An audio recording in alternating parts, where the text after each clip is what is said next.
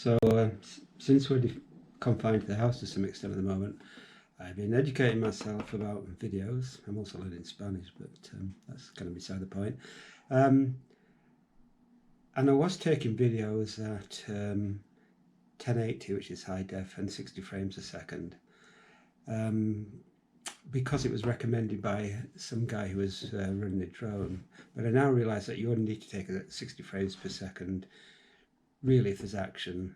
And if you take it at a slower frame rate, you get a more cinematic effect. And I'm taking this at 24 frames per second, and that the same will be true for the subsequent video clip.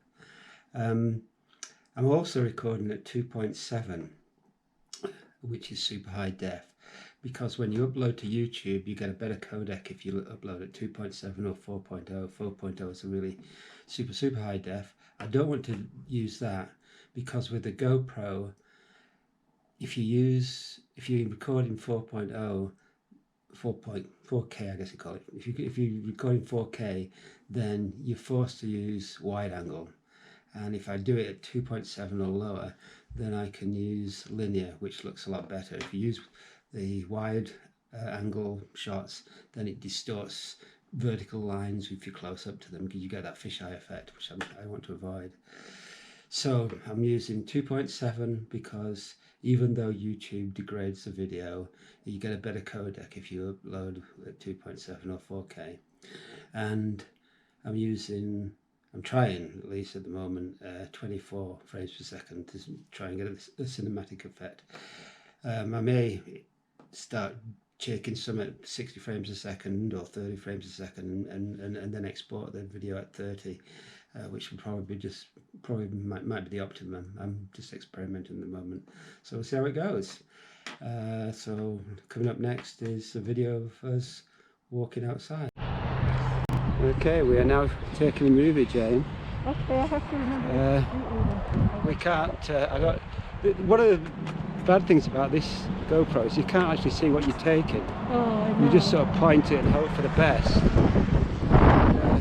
The reason I'm doing this one is because I'm trying it at 24 frames per second, which is supposed to give you like a cinematic look. And we'll see how it goes. Also, I'm using the voice commands as well. And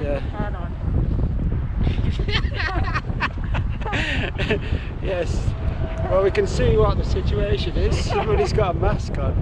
I don't at the moment. And we're walking past the what's this place called, Jane? The Dove House. Dove House, where they do a lot of weddings and stuff. So I'm going to turn it around and show that.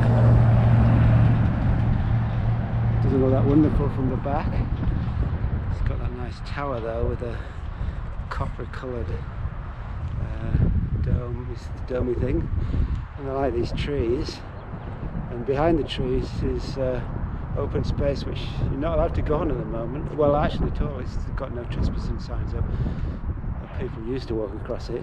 And behind that is the park with the soccer post there, right? So we're going down this street. I think this is the street I went down. Okay. Oh. Jane's showing me a different loop around our neighbourhood, which we like to walk around at the moment, because it keeps, when we see somebody, we can cross the road and keep our distance. Yeah, I'm wearing my mask. More than the 6 feet, and I pull this up if I feel like it. So it's windy out today, and yeah. I think we might have some thunder and lightning today. Yeah, Colorado's been disappointing recently. I mean, it snowed a lot over the winter.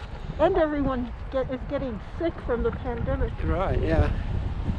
So we had to cancel our sailing class. And our other trip.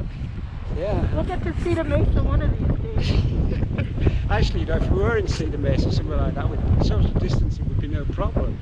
That's yeah, everybody. There's no water.